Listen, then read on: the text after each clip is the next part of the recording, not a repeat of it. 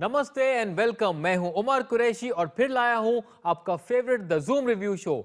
आने वाले आधे घंटे में मैं बताऊंगा इस हफ्ते की नई रिलीजेस और उन पर मेरा वर्डिक्ट। तो तैयार हो जाइए फुल ऑन एंटरटेनमेंट के लिए। इस हफ्ते बड़े पर्दे पर आपको बड़े स्टार्स देखने मिलेंगे। अमिताभ बच्चन, सैफ अली खान और दीपिका पादुकोण लाए हैं मनोज वाजपेयी और प्रतीक के साथ सोशल इशू पर आधारित आरक्षण। National award winning director Prakash Jha की इस फिल्म को मैं रिव्यू करूंगा सिर्फ आज के द जूम रिव्यू शो पर। और हॉलीवुड पेश करता है बच्चों का फेवरेट भालू विनी द पू। ये एनिमेशन फिल्म भी मैं रिव्यू करूंगा सिर्फ आज के शो पर।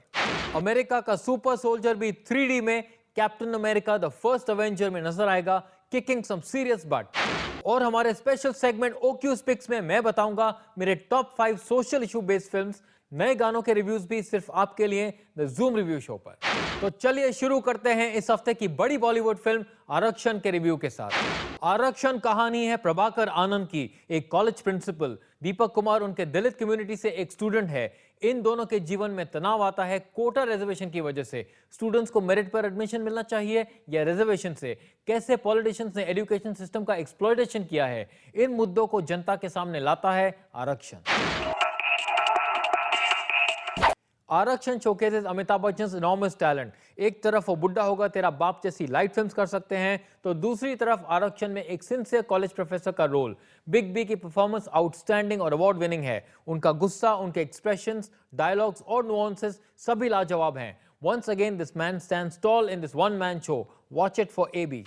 सैफ एक दलित स्टूडेंट का किरदार निभा रहे हैं। However, उनके लुक्स कन्विंसिंग नहीं हैं और मूंछों से भी ज्यादा बदलाव नहीं आता है। फिल्म में वो बहुत कम नजर आते हैं, लेकिन जब भी वो स्क्रीन पर आते हैं अपनी एक्टिंग से इंप्रेस कर देते हैं। उन्होंने अपने गुस्से और फ्रस्ट्रेशंस को बाखूबी पेश किया है। दीपिका लुक्स गॉर्जियस और पूरी फिल्म में नजर आती हैं, लेकिन ज्यादातर बैकग्राउंड में। उनके कुछ डायलॉग काफी जोरदार हैं। उन्होंने अपना किरदार अच्छे से निभाया है as a girl who is caught in the crossfire between her lover and father, लेकिन इस मेल डोमिनेटेड पिक्चर में उनका ज्यादा स्कोप नहीं है। प्रतीक ने एक अमीर बाप के बिगड़े हुए बेटे का रोल निभाया है। वो अच्छे लग रहे हैं और उनकी एक्टिंग भी अच्छी है, बट समहाउ उनका रोल 2 डायमेंशनल हो जाता है और जाने तू या जाने ना के मुकाबले हिज कैरेक्टर फॉल्स फ्लैट। राजनीति के बाद एक बार फिर Manoj Vajpayee is at his villainous best. वो एक प्रोफेसर हैं जो रिजर्वेशन सिस्टम के खिलाफ हैं। उनकी परफॉर्मेंस बहुत बढ़िया है and he looks evil enough as the role demands, लेकिन हमें कुछ नया देखने को नहीं मिलता है। उनका ये रोल उनके राजनीति कैरेक्टर से बहुत सिमिलर है। आरक्षण उस टाइप की फिल्म नहीं है जो ऑडियंस को अपने म्यूजिक से इंप्रेस करे। शंकर एहसान लॉय की इस एल्बम से मुझे 2 गाने पसंद आए। अच्छा लगता है जिसे मोहित चौहान और श्रेया घोषाल ने बहुत खूबसूरती से गाया है, और मौका जिसके म्यूजिक और लिरिक्स दोनों बहुत अच्छे हैं। प्रकाश झा फिर लौट आए हैं सोशल इश्यूज पर आधारित फिल्म के साथ।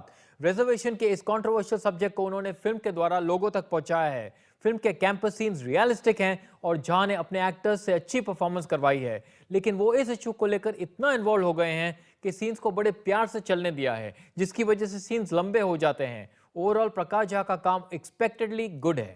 आरक्षण की मेरी रेटिंग्स जानने के लिए लौट आइए एक बहुत छोटे से ब्रेक के बाद। द जूम रिव्यू शो में आप सबका फिर स्वागत है। मैं हूं उमर कुरैशी। मैंने आरक्षण की रेटिंग्स बताने का वादा किया था, सुनिए मेरा वर्डिक्ट। आरक्षण से पहले बहुत कम लोगों को कोटा रिजर्वेशन का मतलब मालूम था। यह फिल्म स्टूडेंट्स के दिलों को छू जाएगी, लेकिन सारे स्टूडेंट्स फिल्म के लोकेशन और भाषा से रिलेट नहीं कर पाएंगे। फिल्म की कहानी और सोच अच्छी है, लेकिन फिल्म बहुत लंबी है और कुछ सीन्स तो खत्म होने का नाम ही नहीं लेते। फिल्म की शुरुआत अच्छी है, लेकिन बीच में स्लो हो जाती है। The climax is excellent. ये कहानी शायद सबको पसंद ना आए, लेकिन सबको सोचने पर जरूर मजबूर कर देगी। इस थॉट प्रोवोकिंग फिल्म और इंटेलिजेंट डायरेक्शन के लिए आरक्षण को मैं देता हूं 3 स्टार्स। सबका चहीता विनी द पू एनिमेशन फिल्म में नजर आएगा, सुनिए फिल्म पर मेरा वर्डिक्ट। विनी द पू का एनिमेशन सिंपल येट सोफिस्टिकेटेड है। फिल्म प्यारी है लेकिन स्लो है। ये एक फैमिली फिल्म है और मैं ये खासकर बच्चों के लिए रेकमेंड करूंगा। यूथ को ये 70 मिनट की फिल्म ज्यादा पसंद नहीं आएगी। हाँ, अगर आप विनी द पू की कहानियां पढ़ते पढ़ते बड़े हुए हैं तो for sentimental value you wouldn't want to miss it. All in all this one short and sweet. I give it 2.5 stars. America के सुपर हीरो कैप्टन अमेरिका दिखेंगे 3D film Captain America the first avenger में। Watch on. Captain America बाकी super heroes movies से अलग हैं, which is refreshing. Although film की कहानी कुछ खास नहीं है, the retro look is nicely done. Title role में क्रिस एवंस ने बहुत अच्छा काम किया है। उनका कैरेक्टर आपको पसंद आएगा, he is very believable. Tommy Lee Jones का रोल ज्यादा नहीं है, लेकिन he makes his presence felt. उनके फनी वन लाइनर्स आपको बहुत हंसाएंगे। फिल्म के एक्शन सीक्वेंसेस और 3D इफेक्ट्स मजेदार हैं। धमाकेदार एंटरटेनमेंट, सुपर्ब इफेक्ट्स और बढ़िया परफॉर्मेंसेस के लिए कैप्टन अमेरिका को मैं देता हूं 3.5 स्टार्स। और अब वक्त है हमारे स्पेशल सेगमेंट OQ Speaks का। आरक्षण को देखने के बाद मैंने तय किया मैं आपके साथ शेयर करूंगा my top social issue based films in Bollywood.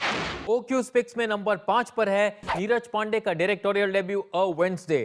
Terrorism पर आधारित इस फिल्म को बहुत सक्सेस मिली thanks to word of mouth publicity. Film की स्टोरी और ट्रीटमेंट इतनी अच्छी थी कि कोई सुपरस्टार ना होते हुए भी क्रिटिक्स और पब्लिक दोनों ने इसे बहुत सराहा। नंबर 4 पे है तारे जमीन पर। इसके पहले बच्चों की फिल्में बहुत ही सीरियस या बहुत ही सिली होती थीं, लेकिन डिस्लेक्सिया जैसी गंभीर सब्जेक्ट पे फिल्म बनाने की हिम्मत सिर्फ आमिर खान ने दिखाई और परफेक्शनिस्ट खान ने ऐसी कमाल की टीयर जर्कर एंटरटेनर बनाई कि लोग दंग रह गए। नंबर 3 पे है लगे रहो मुन्ना भाई। इतिहास के पाठ को राजू हिरानी ने बहुत ही मनोरंजन के साथ पेश किया। युवा के सामने गांधीइज्म को बनाया कूल और हंसते हंसाते सबको वापस भेज दिया, गिविंग अस फुल पैसा वसूल। नंबर 2 पे है स्वदेश। आजादी के समय से ब्रेन ड्रेन की समस्या इंडिया के टैलेंट को घटा रही है, लेकिन स्वदेश पहली पिक्चर थी that showed us the joys of coming back home. India shining की शुरुआत को आशुतोष गोवारिकर ने बहुत बेहतरीन तरीके से पेश किया and it took the sensitivity of Shahrukh Khan to reach out to the common man. अब वक्त है मेरे top social issue based film को रिवील करने का। Any guesses? नंबर 1 पे है 3 इडियट्स। इस फिल्म से पहले गंभीर मुद्दों को बहुत ही गंभीर और डार्क ट्रीटमेंट दी जाती थी। पहली बार एजुकेशन सिस्टम को अपनी सारी खामियों के साथ पेश किया गया इन अ फन एंड एंटरटेनिंग वे। लगे रहो मुन्ना भाई में इतिहास का पाठ पढ़ाने के बाद Raju Hirani turn cinema on its head with 3 idiots and it took the genius of Aamir to take it to another level. OQ Speaks के बाद अब वक्त है रिलीज हुए नए गानों के म्यूजिक रिव्यूज का।